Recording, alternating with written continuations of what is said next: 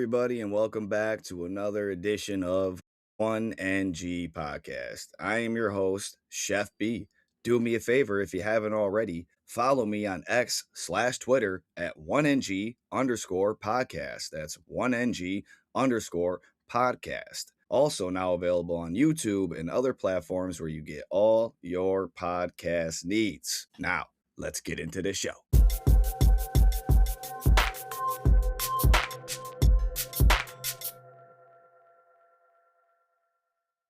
All right, Panther Nation, Panther fans. Your boy is back with a fresh episode, and I'm pumped up because this is episode 20. That's right, episode 20. 20 episodes deep, and I'm still bringing that heat. Let go. And today, we are going to talk about the shift, the turning point for the Carolina Panthers, folks. I want to take a quick moment to give a shout out to our Pro Football Hall of Famer, Luke Kuechly. Let's talk about it, folks. Luke Kuechly was just officially inducted into the Pro Football Hall of Fame. Luke was literally the standard through his preparation, film study, instinct, discipline, violence, and leadership. He represented what Panther football looks like at its highest level.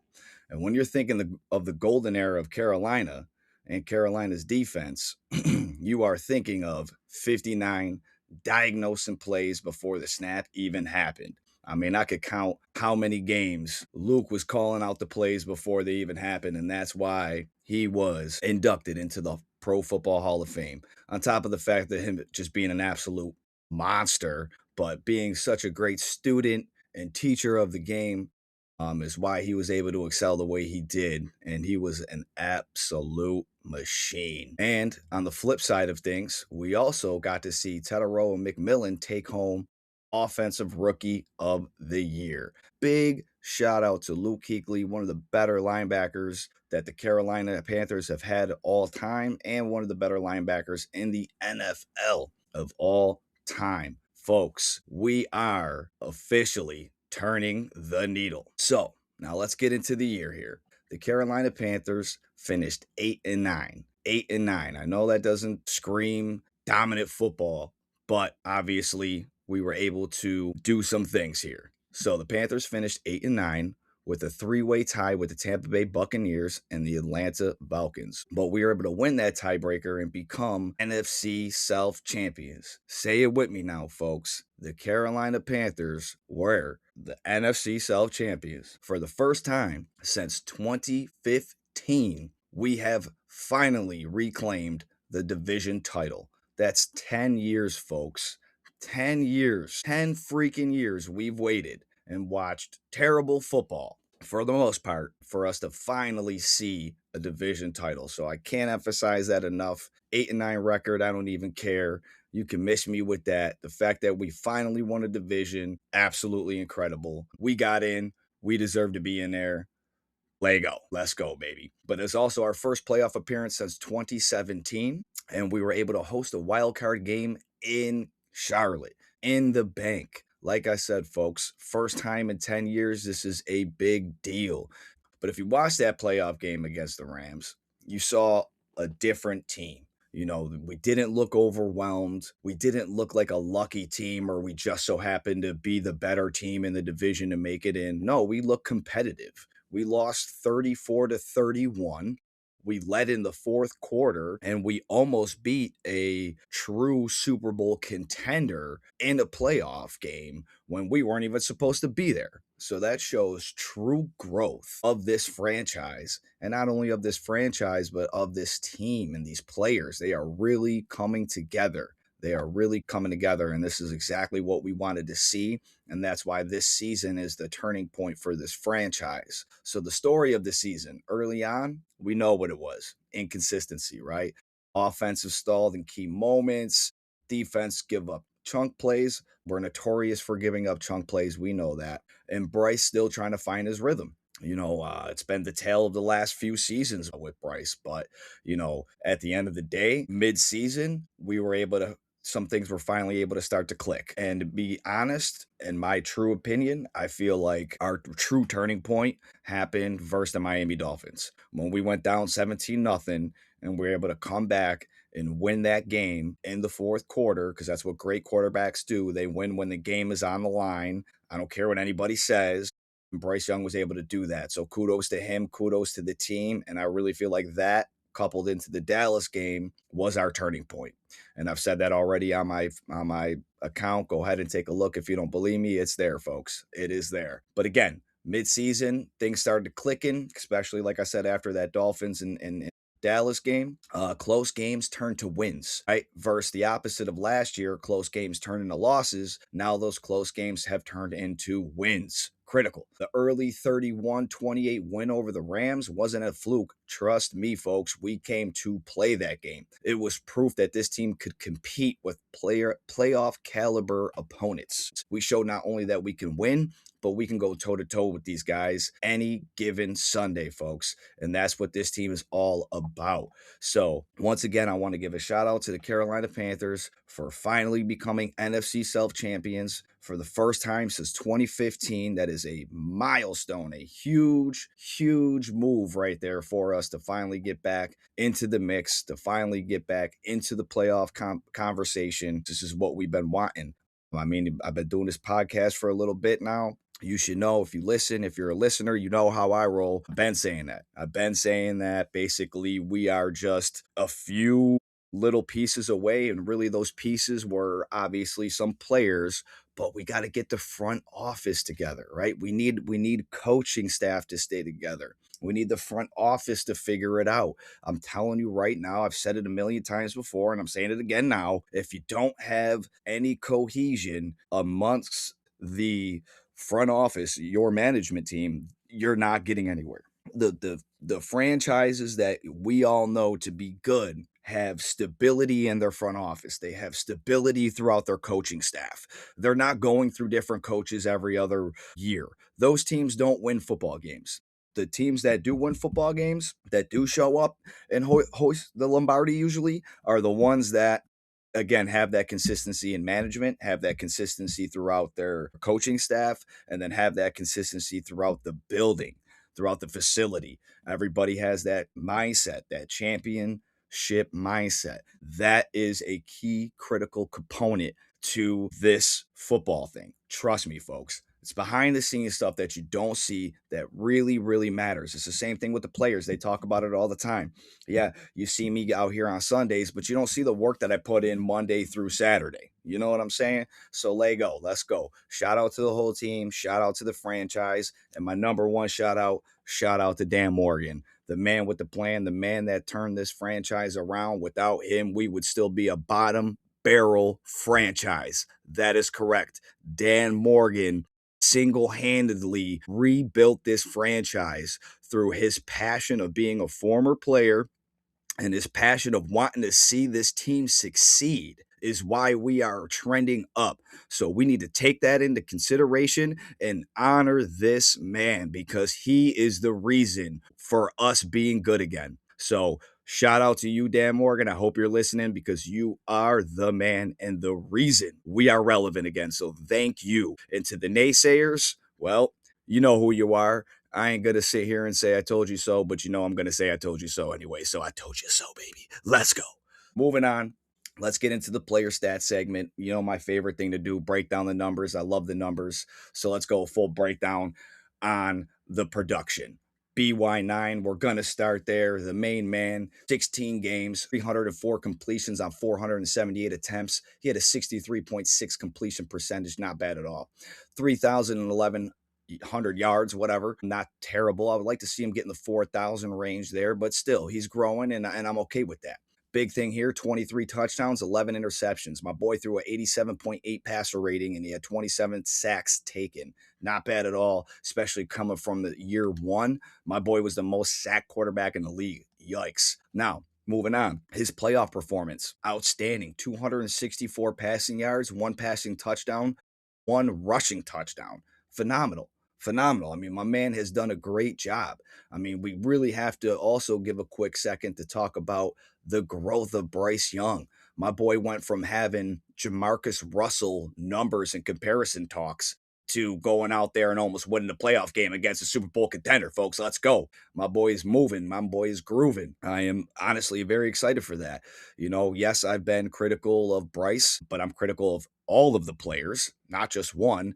Maybe that might stand out a little more because nobody wants to be critical of him, but I don't care. I'm going to be critical of the team because I am a fan of the team, not of players. I could care less if certain players don't play on the team anymore. That doesn't matter to me. You know what I mean? I'm not a player fan. I am a Panther fan. I want the team to be successful. I don't care about individual players. You know what I mean? Obviously, I do, but the point is that this is a team game. I don't care about one guy. You know what I mean? I care about the team. I want the team to win. But anyways, he's shown that growth, and that's fantastic. And the growth that he's shown is better pre-snap reads. He's less panicky under pressure. He's actually able to kind of see the field a little bit, a little better. He's got a better rhythm now. He feels more comfortable in the pocket on these scramble drills when things start to break down, and he plays off script where he thrives. He's starting to get into his rhythm there. And that was my biggest thing with him coming out of college. His scramble drills, the off script plays, like guys are better in the league. So that type of play style doesn't translate as fast. I've said that. That was my whole knock with him. I'm like, look, he's not going to be able to come in the league and do that Bryce Magic stuff right away. And I wasn't wrong. It took him 3 years dang near to figure it out, but we're figuring it out. So I'll take it. But again, less panicky under pressure. He's improved in his red zone efficiency. That's a big key area for success for a football team. You have to score when you are in the red zone, right? He's doing smarter throwaways. My biggest knock on him, everyone's like, oh, well, he's got no one to throw it to. Offensive line's trash. Throw it away. Throw the ball away. And that's something that he's doing. He's taking check downs. And then if the check down isn't there, he's throwing it away. That's what we need to do, folks. That's how we improve and get better. We're never going to improve and get better if we're just taking the sack. Nah, dude, just throw it away. There was actually some games there that I was watching. They do throw it away when there was a potential option, and I was like, dang, man, you probably could have threw it to, Tremble underneath there, but I like it. I like it. You're taking opportunities that are given to you, and then you're throwing them away when they're not there. And I like that. That's true growth. He stopped trying to do too much, and that literally has been a big key to this offense seeing a little bit more success. So kudos to Bryce for that. And now the next step is just explosive play consistency for him. And he will work on that. I'm assuming together as a team, building that chemistry and getting that going moving forward. But yeah, man, shout out to Bryce Young for turning it around, really improving his game and helping this team get to, the playoffs and turning around this franchise. So kudos to him. So let's talk a little bit about the run game production. This is a big key area. I see a lot of hate for my man Chuba Hubbard on X right now. And I don't know why we're coming for my man. My man literally in 2024 had over 1,100 rushing yards and 10 touchdowns. But we got Rico Dotto for one season, and he played just a little bit better than Rico, or I'm sorry, than Chuba. And all of a sudden, we're trying to trade Chuba Hubbard. Get rid of Chuba. Like, bro, are you kidding me? This dude was drafted and developed by us. The fact that we want to get rid of somebody that has shown growth and improvement is literally backwards of what we're doing, folks. Like, hey, to each his own. I'm not knocking anybody's opinion, but why would we get rid of a guy that has shown that he has what it takes to be a RB1, a workhorse? Why would we get rid of a guy that we drafted and developed into a 1,000-yard rusher? Because there might be a little bit better of an option. Like, nah, folks. First of all, we only have like 7 million available. So who are we getting with that? Nobody. Obviously, we can make roster moves and adjustments and restructure to get some money, but dude, we got the running backs. So let's just move on. But Rico Dotto here, he had 236 carries. Pay attention to that. For over 1,000 yards, he ran 1,076 yards. He had 4.6 yards per carry on 6 touchdowns. Not bad at all. I mean, solid. Rico Dotto, obviously, this year, just this past year, was the better running option. Absolutely. I'm not dismaying that. My point is that we want to draft and develop our players. That is how franchises have long, term success. That's what we want. So going out throwing a bunch of money at another running back who could potentially get hurt, and then Chuba's our RB1 anyways, what are we doing? But anyways, so Chuba Hubbard had 134 carries. Mind you, that's only 7.4 carries per game. So out of 17 games, he had 7 carries per game. That's atrocious. Like, what are we doing with that? The dude got to touch the ball 7 times a game. You think he's going to have 1,000 rushing yards? Absolutely not. But even on 134 carries, he had 111 yards. He had 1 regular season touchdown and 2 playoff touchdowns. Obviously, he wasn't the better hand last year, but that doesn't mean we write him off. We get rid of him. We kick him to the curb. This dude still has potential. He still has room to grow. And to be quite honest, I feel like hasn't even scratched the surface yet. So, and we're already trying to write him off. This is what we do. But God forbid you say one thing about Bryce and now you don't know ball. But, a guy that had 1,000 rushing yards, 10 touchdowns, had, an off season because another running back had a hotter hand. And forget it. Let's just get rid of everybody. Full rebuild. Let's just get rid of everybody. Good Lord. I can't deal with it, but it's all good. I get it. But anyways, that's what we're looking at. That's what we're looking at, folks. And then let's not forget that we still have Jonathan Brooks, coming back next year, who we didn't even get to see play. And we have no idea what we can get out of Jonathan Brooks. Now, that can be a bad thing. That can be a good thing. But I'm going to say it's a good thing, folks. We got a guy who we took in the second round. Who knows what this kid can do? Who knows what we can get out of him. And then we still have Trevor Etienne, who's been looking pretty good and has some upside as well. So take Rico out of the equation. You got Chuba, you got Jonathan Brooks, and you got Trevor Etienne. I would like to see us add into this room 100%, but we don't have to go out and pay a guy a bunch of money. I think we just go and personally, we need that pass catching threat. So we go out, we get ourselves a pass catching threat, and then we're good to go. I would like to see Jonathan Brooks kind of using that power game. But we'll see. We'll see where we wind up using him. I truly believe we need a real pass-catching third down running back. That's what we need. We need someone that can pass block on those third downs if necessary and or run that wheel route that Clay Matthews wanted to talk about so much. Moving on, our receiving core, Tetairoa McMillan, like I said, our offensive rookie of the year. He had 70 receptions for over 1,000 receiving yards on 7 touchdowns. My boy was averaging 14.5 yards per catch. That's literally a first down every time he caught the ball. So throw him the ball. Tetairoa McMillan has been literally everything plus that we've needed out of a wide receiver, and moving forward will be that number 1 target for Bryce and, our number 1 wide receiver for the future. So I can't say enough good things about Tetairoa McMillan. It was a great pick. I liked the pick when we got him. I was definitely still leaning more on edge rusher, but with how things played out, it was a beautiful draft by Dan Morgan. The guy is absolutely amazing. So shout out to Tetairoa McMillan. Great job getting offensive rookie of the year with over 1,000 receiving yards in your rookie season and almost 10 touchdowns at 7 touchdowns. Absolutely phenomenal. Moving on, our main man, Jalen Coker, our WR2, especially after that playoff breakout game, pulling in 9 receptions for 134 yards and a touchdown. Absolutely phenomenal. That was a statement performance, which has now put him in the conversation as our WR2, which I 100% agree with and feel like should be the move. Jalen Coker, undrafted free agent out of Holy Cross. This kid has been everything plus some. A lot of comparison talks to him and Xavier Legette. Like as far as him being better, my argument with that is that, well, XL was drafted and Jalen wasn't. So I'm not saying that Excel's better. I'm just saying that, expectations are set to different people depending on where you're drafted at. So Jalen Coker being an undrafted free agent essentially had 0 expectations. So him performing any better than anybody that was drafted would kind of put him higher. With that being said, not taking anything away from Jalen, he's been absolutely phenomenal and has earned the WR2 spot. Absolutely. Same way Chuba has earned his RB1 spot. These players we draft, we develop, and then we make them starters, especially when they have shown the production and have earned it through the hard work and dedication. Thank you. So, once again, shout out to Jalen Coker. Great job. Great job earning that WR2. Well deserved. we are going to be a threat this coming season.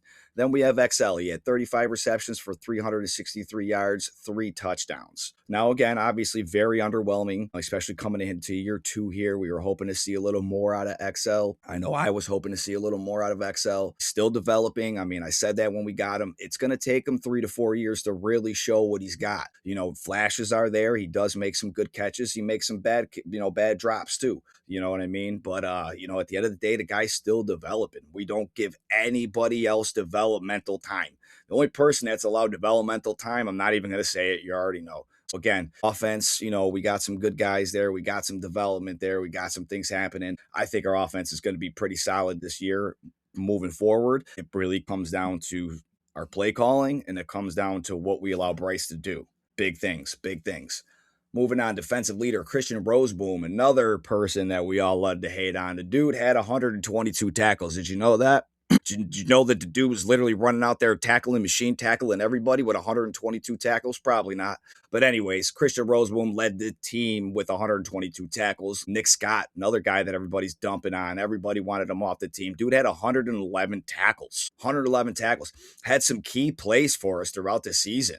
But again, it's Nick Scott, so he's a liability. And I've even said it too because he's had some liability issues. But the dude had 111 tackles. Dude was out there making plays. Dude was out there making plays. Absolutely. Moving on, Trey Seven, Trayvon Merrick, my absolute favorite, my guy, my blueprint specialist, had 103 tackles with 3 sacks.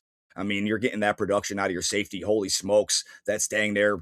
A linebacker production. This guy is literally a linebacker playing safety. He is a freak of nature. This dude's physicality is out of this world. He's going to come down and hit you like a Mack truck if you're not prepared, folks. Let me tell you. And I absolutely love this guy. So shout out to Trey Seven, 103 tackles, 3 sacks, Lego. Next up, we got Derek Brown. He had 5 sacks. Derek Brown coming back was the epitome of why our defense went from bottom of the barrel to a mid of the pack. And I also said that before the season started in one of my position breakdown podcasts. Yeah, folks, I've been doing this. This is what I do. So Derek Brown coming back was the biggest free agent acquisition, basically him becoming healthy. Huge. Everything. Look at DB does. The dude is literally the best defensive tackle in the league, and he's not praised that way because he plays for us. But that will change now that we are going to be a consistent playoff team. We're going to see more love for guys like Derek Brown who are playing at a high level and don't even get mentioned because we don't get the media time. We don't get the attention. All good. I like being under the radar, but not for guys like this that are playing their tails off and not getting any recognition. Absolutely unacceptable, but it's all good because my boy's still going to show out next season and he'll get that recognition he deserves. Mike Jackson. Mike Jackson was graded one of the better cornerbacks in the league last year. Well, this year just passed and has been an absolute steal. I mean, he had a pick 6, 4 interceptions. Dude was just lighting it up. Mike Jackson, steal of the year. And then Nick Scorton, he also had 5 sacks. I mean, rookie this year coming in and doing his thing. I mean, looking phenomenal. I mean, just think about how we're going to build on that year 2. I mean, this kid was a rookie putting up same sack numbers as Derek Brown. Let's go. Then J.C. Horn, he stepped up, had 5 interceptions. He took his next step as a ball hawk. I mean, he is literally on the rise and doing his thing. It's fantastic. Mike Jack stepping up. Trey Seven stepping up. We have a secondary now. We need to add in that room. Don't get me twisted, but our defense has really turned this thing around. And it's with the additions that we made on top of getting Derek Brown back. And that's what I said in my position breakdown. I'm like, look, this defense is good on paper. It just needs healthy guys. You know what I mean? Because you can't expect, LeBron Ray to put up Derek Brown numbers. That's not how this works. That's why Derek Brown's Derek Brown and, LeBron Ray's LeBron Ray. That's just how it works, folks. And, proof's in the pudding. Now we like I said, we went from literally bottom of the barrel, worst defense in NFL history to mid of the pack in one season. So imagine what is going to happen next year. We're only going up from here, folks. We are only going up. So kudos to the defense. Kudos to EJ, our defensive coordinator, for turning this thing around. The dude was working with, rubber bands and bubble gum last year. So, but again, everybody's on the hot seat. First, it was EJ because he was working with rubber bands and bubble gum. This year it was Dave Canales. Everybody's calling for his head. But let's talk about some of the team metrics here. Points scored. 11 points scored in 2025, ranking 27th. Total yards, we had 5,025, ranking 27th. Yards per play, 5 yards per play. I would like to see that up a little more, but we were ranked 26th. Passing average, 6.4, 28th. Again, we got to get that up a little bit more. We can't keep these short little dink and dunk passes. I don't mind it, but we got to open it up a little more. Ranking 28th at passing average, 6.4. We got to open that up. Rushing yards, ranked 19th. Not elite, but we were able to win due to situational football. And again, that comes down to Bryce being able to turn on that magic when the game's on the line, playing off script, hitting those scramble drills. Those situational football opportunities is what allowed us to take some advantages and come out on top. 100%. But the improved protection, that's been big, right? Bryce Young not getting sacked 50 times a game. Not that was happening, but him not getting blown up every game, huge. 12, we're 12th in sacks allowed. I mean, that's huge. We didn't have many turnover swings. I mean, early in the season we did. We talked about that a little bit already, but Bryce is able to clean those up. So that's something that I like to see with him. Like, he'll come out one week, look terrible, but he's able to come back the next week and look better. So that's big. That's huge. And the biggest thing, I've said it all the time, I say it all the time, late game composure. The ability to win in the fourth quarter when the game is on the line.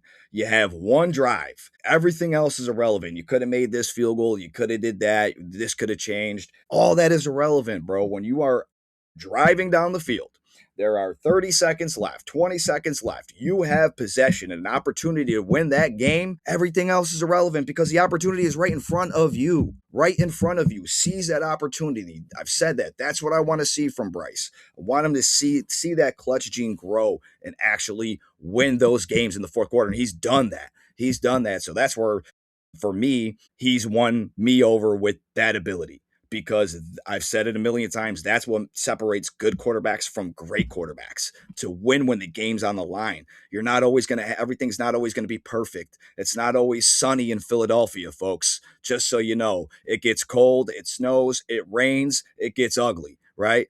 Life ain't all sunshines and rainbows, guys. All right. You know what I mean? Sometimes there's going to be adversity. You got to be able to persevere through the adversity and make things happen, even when it's not going your way. And he's shown that. So kudos to Bryce. That's the biggest thing. The late game composure, from Bryce, the late game composure from the team. Shout out to coaching, because that's what Dave has done. He has instilled the culture. And this is the real story, folks. Under head coach Dave Canales, this team's emotional DNA has changed. This is what I'm talking about, folks. Again, the behind the scene things that matter the most. Under Dave Canales, this team's emotional DNA has changed. We have stopped looking fragile. We have started taking accountability, and we have literally started looking like a playoff caliber team. We can tell because after the playoff loss, Canales was talking to the press and even spoke about how the locker room presence was after that. The team was sick about the opportunity that slipped away in front of them. And that's true growth, not only from your staff, not only from your front office, but from your team, from your culture standpoint. Like, they're not like, oh yeah, well, we weren't expected to make it in, but we got in, so that's good enough. No, they're pissed. They're upset. And as you should be mad. You should want more. You should be not okay with that. And they weren't.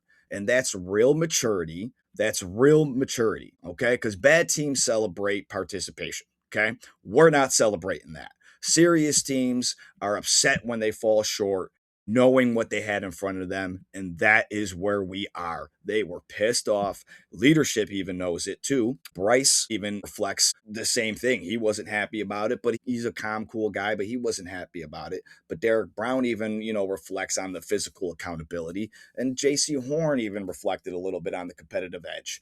You know what I mean? So that's my whole point. Is that the key players on this team were not happy about it. And the fact that the coach isn't happy about it, and that they're all integrated so well and they have such cohesion amongst each other, is why and where this team has changed. And that is the biggest thing. I've been talking about it for years. And it's finally happening. So we have to give Dan Morgan the credit because he brought in Dave Canales. He has brought in this coaching staff. He has brought in this front office staff. It is solely on him. Now, I'm not saying one man did it all, but I'm saying he is the driving force of this success 100%. So we need to give Dan Morgan credit because when he was hired, there was a lot of doubts. Now we have a division title, we have a young core, we have cap flexibility, and on top of that, our identity is finally emerging from our team and our franchise. Once again, he said it, I want people to fear this logo. Well, guess what, folks? People are definitely pulling up to our stadium now like, we're in for a fight. And that's what the heck we want. We want boys to second guess getting on that bus and driving down to Charlotte, folks. Let's go because it ain't going to be nothing sweet on Mint Street. You heard? Let's get it. Let's get it. So that's what I'm talking about. Ain't nothing sweet on Mint Street. Let's go. But like I said, identity's emerging. That structural alignment between GM, coach, and quarterback. And folks, I'm not gonna not say it again. These are the things that matter the most. That's how sustained success starts and where it ends. Point blank, period. And I won't preach it enough. So, anyways, we're gonna close this out here. Basically, 2025 wasn't dominance. We didn't take over the NFL, but we established something. And what did we establish? We established us being division champs. We established that we are playoff hosts. We established quarterback development. And we also established that we have a rookie star emerging from our team, from our franchise. We had a Hall of Famer honored in Luke Kuechly. So literally this year reconnected the franchise to its identity. You know what I mean? And the identity of the Carolina Panthers is a tough, physical football team that's going to beat you with really good defense, and we're going to have an okay offense. But the Carolina Panthers has never been known for its offense. It has always been known for its defense. And that's kind of where we're getting back to, and I absolutely love it. And let me tell you something. This is only the beginning, folks. This is only the beginning. But I'll close it out with your Carolina Panthers as the 2025 NFC South champions for the first time since 2015. With that being said, I am your host, Chef B. As always, keep pounding. I'm out.